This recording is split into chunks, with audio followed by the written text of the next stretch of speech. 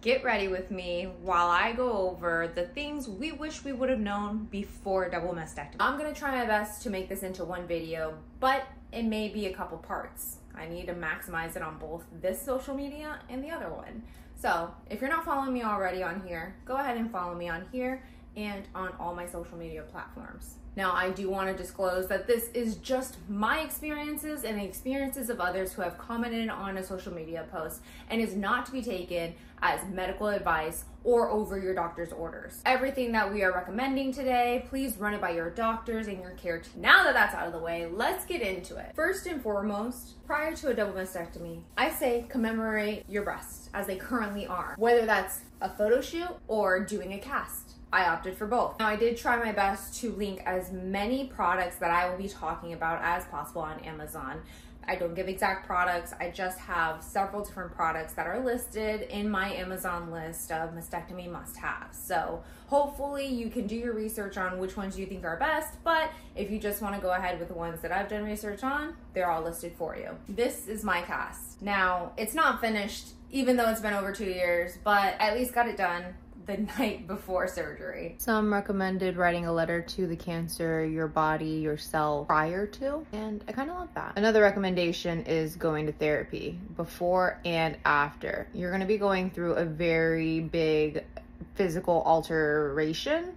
I was gonna say altercation. It's kind of an altercation. Whether you get breast mount reconstruction or stay flat like me. It's a lot, it's a change, and it's gonna take a toll on your mental and physical. Do your research and interview plenty of plastic surgeons, depending on what kind of reconstruction you're wanting. If you're wanting to stay flat, make sure your surgeon is skilled in aesthetic flat closures or gender affirming surgeries, or a plastic surgeon who is. Know that pillows are gonna be your best friend. Mastectomy pillows, wedge pillows, seatbelt pillows. Also, and something that I wish I would have done, you can rent recliners. Did you know that? Like, rent recliners. I have so many people telling me that electric recliner was the way to go. I unfortunately didn't do it, and I was not completely comfortable. I was actually super uncomfortable sleeping with a wedge pillow. I was so used to sleeping on my back prior to surgery that I couldn't get comfortable. And if you haven't caught on yet, the reason for the recliner or the wedge pillow is because you have to be elevated when you sleep. Meal prep for potentially at least 2 to 4 weeks after surgery. And you want to make sure that it is consistent of high protein food, because high protein will help you recover faster. While we're on the subject of eating right,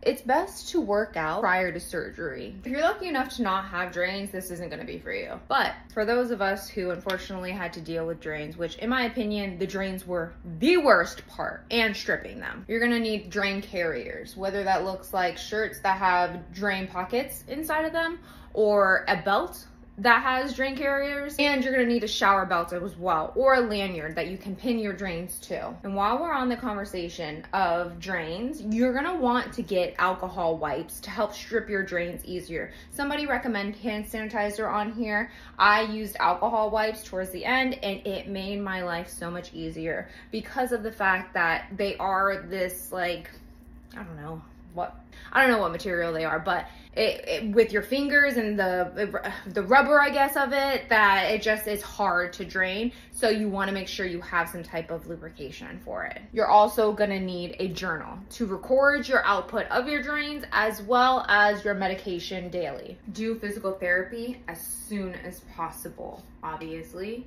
ask your doctor. But moving your arms even, I don't know if I did it too soon, but I moved my arms literally same day as surgery, and that means I just brought them up as slow as I could, but at least raising them, starting like that, because one of the things that you don't want happening, you don't want your chest to freeze up. Plan your Netflix shows, series, and movies, and get all the recommendations from everybody, your loved ones, your friends. You're gonna be laid up for a little bit. There's nothing like getting a scratch you can't itch. And while we're on that topic, be prepared for scratches you can't itch. And phantom sensations, zingers, meaning just the random zaps from your nerves trying to grow back that they don't tell you about. It kind of hurt. With me, I felt the zingers and still have randomly the itches you can't scratch. Zingers for me were just like, it felt like electricity shocking in my chest, and apparently that's when your nerves are trying to reconnect in your chest. They love that. I did not know that, and it scared the shit out of me.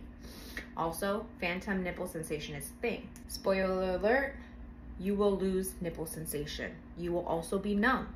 And potentially, if they take lymph nodes, you'll be numb in your arms as well as your armpits. Now, along with that, there is a chance of lymphedema, where it's the swelling in your arms due to lymphadenectomy. If you have small children, prep them to their understanding of what's about to happen. Josiah was 5 years old when I got my surgery. And for months before my actual surgery, I prepped him to the best of my ability and his understanding of what was going to happen. Basically, what I told him was that mommy has a sickness in her blood that could potentially make her boobies sick in the future. And so that's why mommy had to get her boobies off. He understood, and he continued to ask me every day up until surgery if, mommy, did you get your boobies taken off? You have to understand, they're children. If one day you come home looking completely different, they're gonna freak out. You've seen those videos of babies freaking out when their dads shave their beard off. Can you imagine? You're gonna want soft shirts that open in the front, preferably zipper or just like those detachable buttons, not like actual buttons,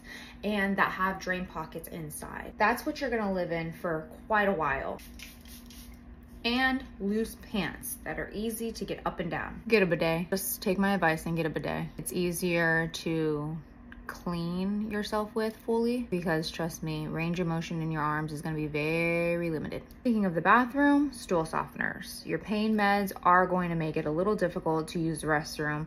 My personal experience, Colace didn't work for me. Communicate with your friends and family on how they can best support you, how they need to show up for you, and also don't be afraid to ask them for things. Ask them for a meal train or gift cards for food. If you feel up to leaving the house, have somebody take you to a salon to get your hair washed and blown out. Little things that'll probably make you feel amazing. Showering is not so easy. I recommend getting a shower chair. I did. You never know how weak you're gonna be, how nauseous you might be, and just you might need a rest. And sometimes the shower feels good just sitting in it. Also, get yourself a detachable shower head. It makes your life so much easier. And if for some reason you can't take a shower, then get yourself some rinse-free sponges. Stay on top of your pain meds. If you wait too long, then it takes longer for them to kick in, and you do not want to be in unnecessary pain.